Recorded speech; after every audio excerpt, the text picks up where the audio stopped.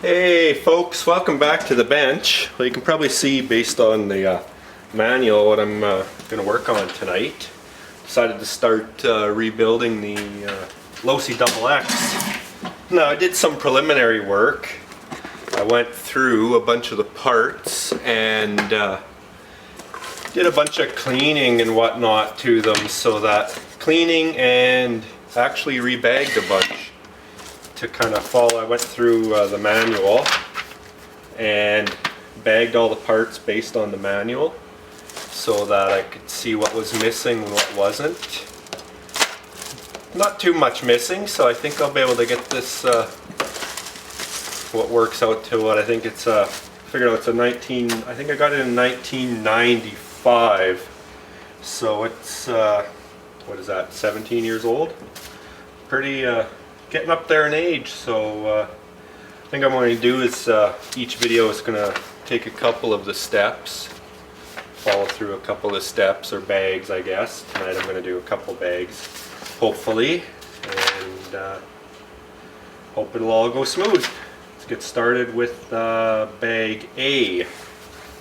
Now let's see here. Bag A is right here. Bit of rice in there because I cleaned the parts and then I put them in the bag, and I was worried that moisture was going to ruin them or make things rust, so I threw a bit of rice in there to help absorb the moisture. Now of course it's going to make it a pain in the butt to find all the parts, but whatever. I'd rather have to dig through a bit of rice than to have to deal with a bunch of rusty parts. What I'll do is I'll just empty it out, spread it out, and pick all the pieces out, set them aside, and then I can just grab the shop vac and suck it all up. So let me get this all set up and ready to go, and then we'll get started. So first step is assembling the front shock tower and chassis stiffener onto, I guess it's a bulkhead. So, got the shock tower, got the bulkhead. Just gonna grab my brush. Where the heck is it? I like to use these denture brushes just to scrub loose or scrub parts for cleaning. They work pretty good. Just going to take my knife, and when I originally assembled this car, I probably didn't clean the flashing off as best as I could have. I think this was my first kit that I built. Okay, so take this, and you can see, I don't know if you can see in the video with wear marks in there. End up using 4 of the 440 screws. Now I mentioned that I cleaned all the parts. I actually I've got an ultrasonic cleaner, so I used that to clean all the parts. I used a solution with Simple Green and water, or Simple Green Max, or it's the heavy duty stuff. It's an automotive one, and you cut it with water, and it worked out really good. Things came out pretty clean. So now unfortunately I wish I had a set of these in standard, but I don't, so it's going to be hand tools for this build. But oh well, being that the plastic's a little older and already pre-threaded, I'd probably end up stripping it out with a power tool anyway. Now I was considering replacing all this with some metric hardware, and I thought, you know what, I'm trying to rebuild this stock, so let's stick with the Imperial, the standard fasteners. These are all 440 screws.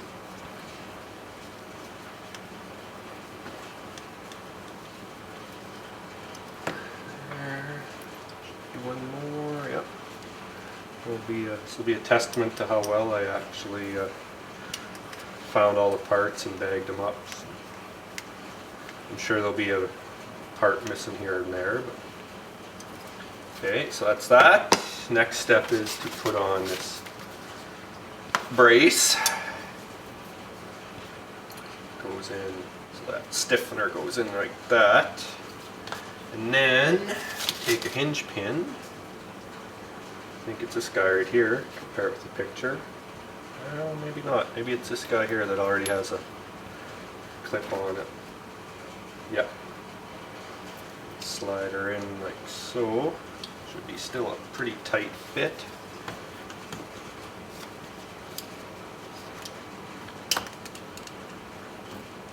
Voila. And then put another clip on the other side and pray it doesn't go flying because I don't really have any spares.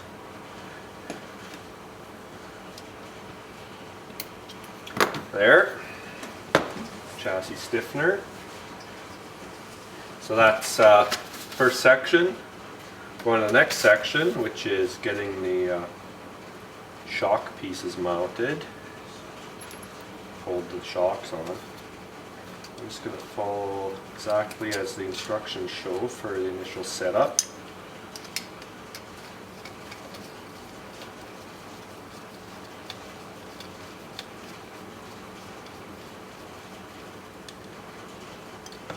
One.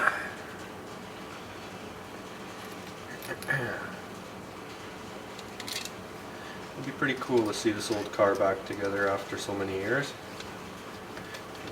And I enjoy building kits, so it's hard to get kits nowadays, so next best thing is take an existing car and tear it down right to all the parts and clean it up and put it back together, just almost like building a new one. So next is to put the ball studs on. Seem pretty long, but I found a place online called, I think it's oldrc.com, that actually has some parts for this car. So if there's some stuff that I'm missing, like one of the things that this car came with for all the ball studs was they call them foam things or foam thingies or whatever, and they're there to help protect the ball, or to take up some of the slack, I think is what it's for. Of course, those are all long gone, but they sell them. There's that guy. I'll probably be able to get through 3 bags. These old 2-wheel drive buggies. They're fairly simple in their constructions. It doesn't take too long to build them.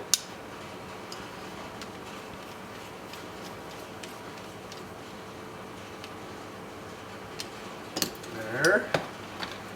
On page 2. Mounting this to the chassis. Now I've got both chassis. This is a graphite one, this is the regular one. The graphite one's in a lot rougher shape. Besides this, my original is in better shape. A little bit better shape, so I'll keep the graphite one for a spare if I ever need it. Just in case, you never know, I might break it one day if I'm driving it. Because I do intend on driving this. I'm not going to just be putting it together and throwing it on the shelf. So, I need this hinge pin. Ooh, got some it's been magnetized. Now I don't know if you can see, this hinge pin has a bit of a groove in it. Because this one doesn't use C-clips. It just uses a 256 screw that threads in and hits the groove. This is another really tight fit. It's interesting that it's hinged. I'm not sure why. It gives you your kick up, but it's pretty neat. Like these old cars.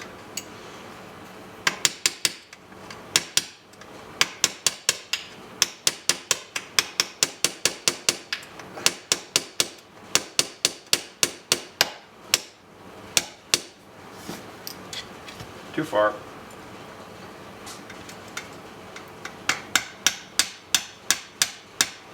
Eyeball it so it's about center. I would assume that groove is right in the center. Now it should be a little 256 screw. This little guy right here. And it goes right down into this hole. Seems awfully long to me, but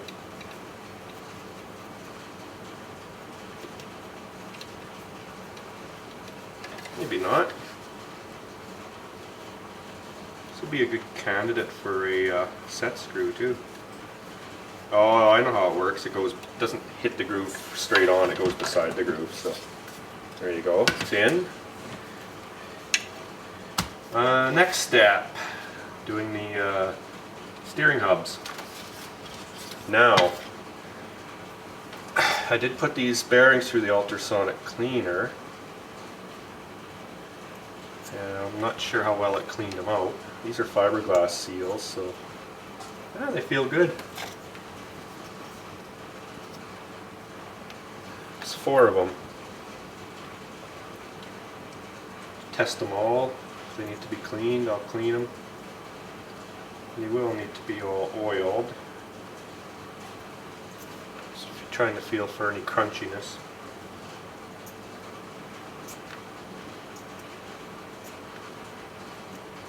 They all feel good. Just going to take my little micro oiler. Whoa.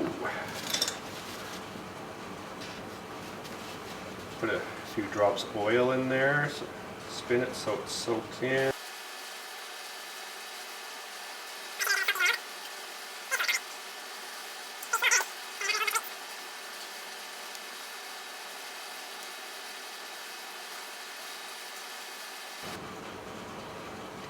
And it'll also soak in as it sits too. There we go. Need to find a holder for that, or else it all leaks out. And I just need to press them into the left and right steering spindles, I guess they're officially called. They actually have an L and an R on them. Because of the way the bracing is, they're not interchangeable from side to side.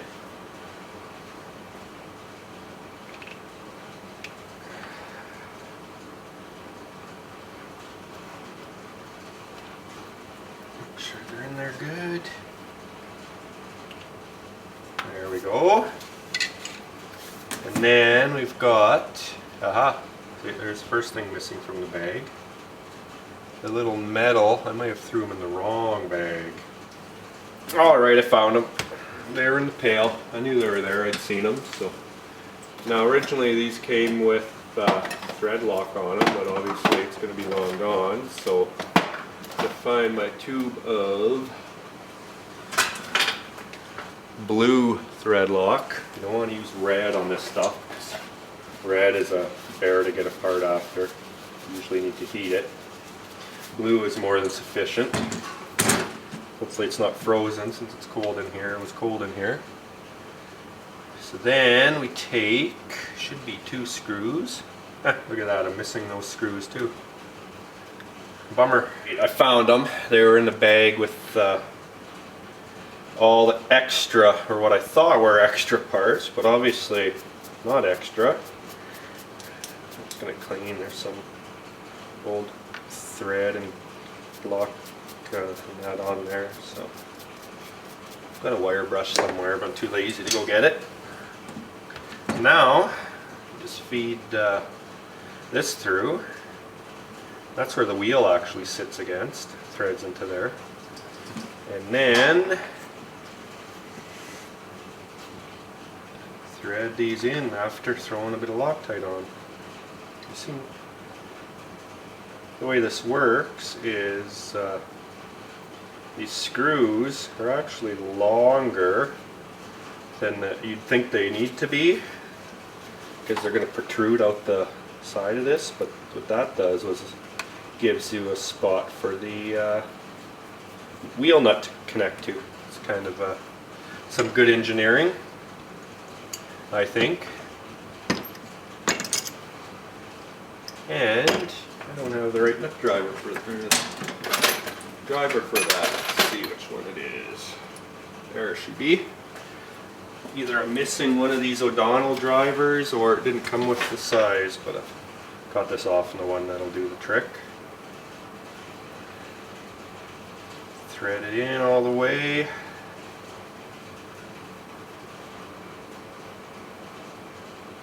Ooh, I better be careful because there's some thread lock, excess thread lock, and that may get into the bearing. And I know from experience that'll mess up a bearing awfully quick, seizes them up, so you don't want to get any extra thread lock in there. So try that again.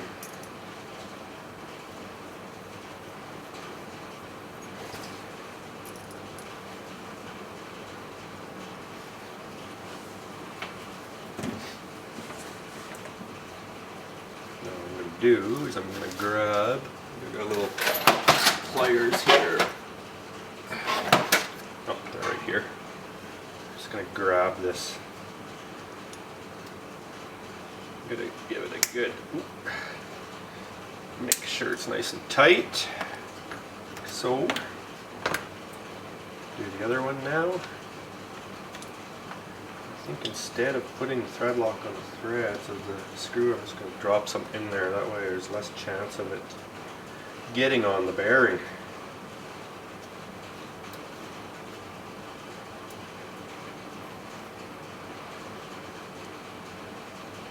Interesting.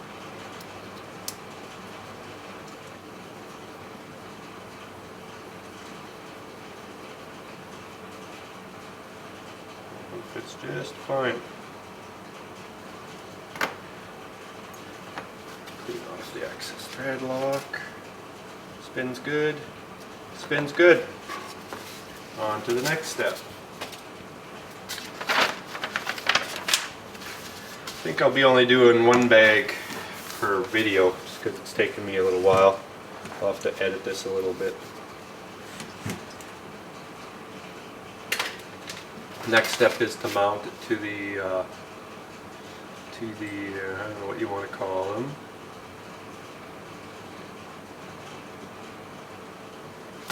Camber mount maybe. Which are these pieces right here. This will be a quick step because it's just 2 hinge pins. Clean off some dirt. These ones are left and right as well, so you gotta make sure and match them up. And they're clearanced. You probably can't see it, but they're clearanced for the knuckle.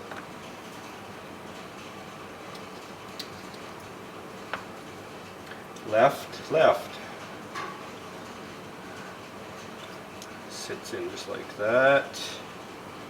Take one of the small hinge pins. Actually, I'm going to pre-install one clip.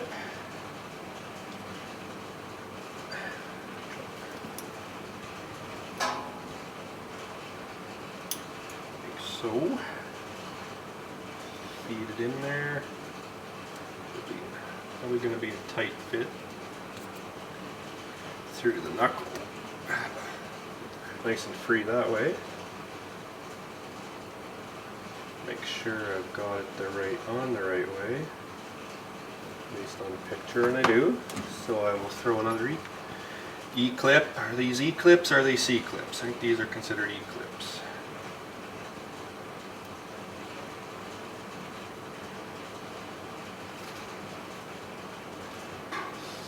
Snap it on. Still fits good and tight, so gotta go on next. Another hinge pin.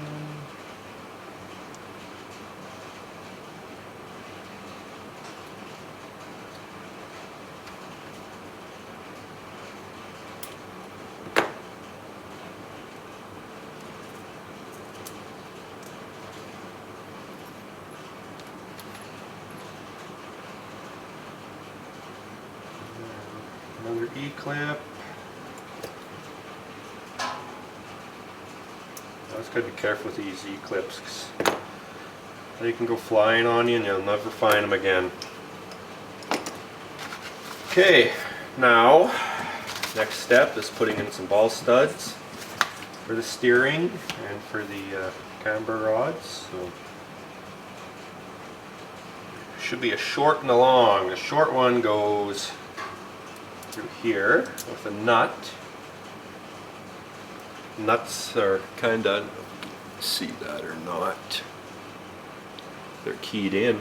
Makes it nice and easy. No just threading it to plastic on this model. We did her right. And find my nut driver, which is the wrong size, but still works. Grab this guy.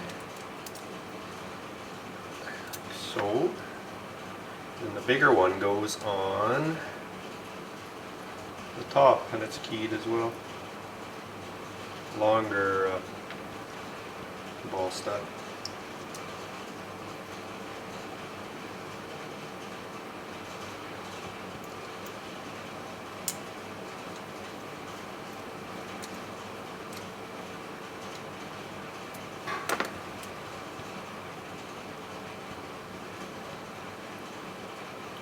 I find doing this kind of work kind of calming, relaxes me somewhat. Unless things go terribly wrong, but I know I've had this car obviously together once before, so I know everything's going to go smooth, besides the odd missing part. And a nut, and a short ball stud.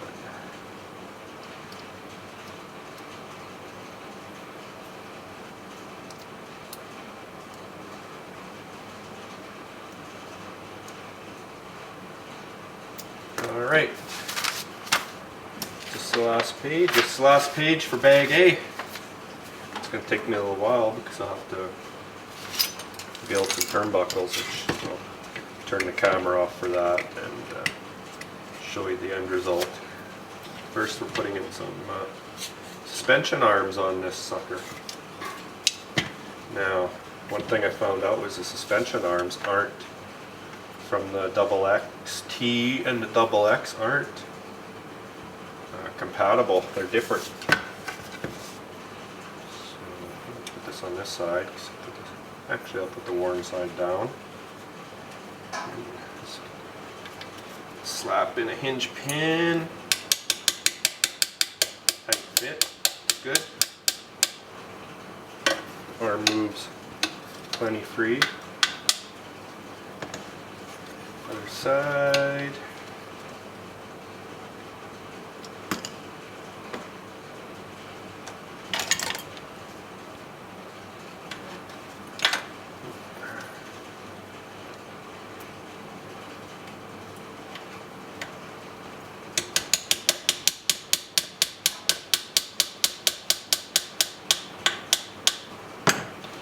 Then use the black C-clips.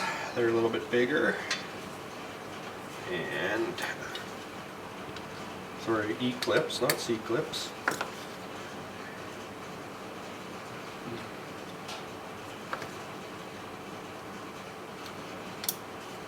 These ones are going to be a bit of a pain because they're kind of in behind. So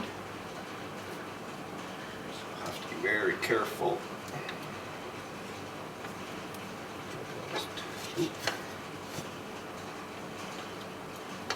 I'm just going to have to push them on.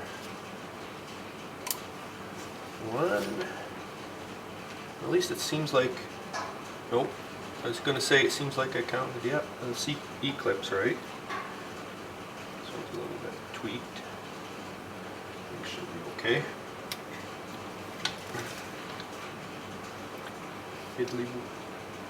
Fiddly work putting these things on. There we go. Now it's left. Well, I can mount. I'm going to skip the order. I'm going to swap the order here. This is the right side, so the right side is from the back to the front. one.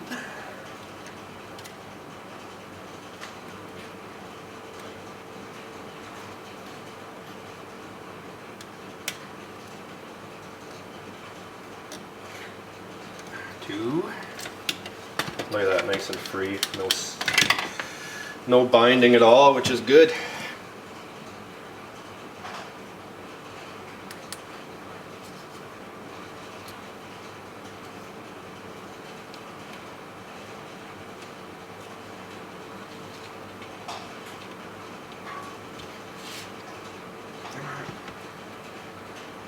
Nice. It's too tight. There we go.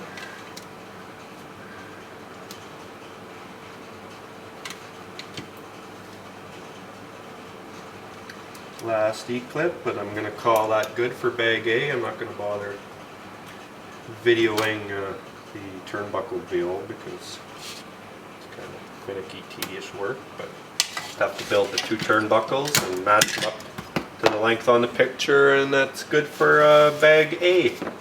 Next video will be bag B. Stay tuned.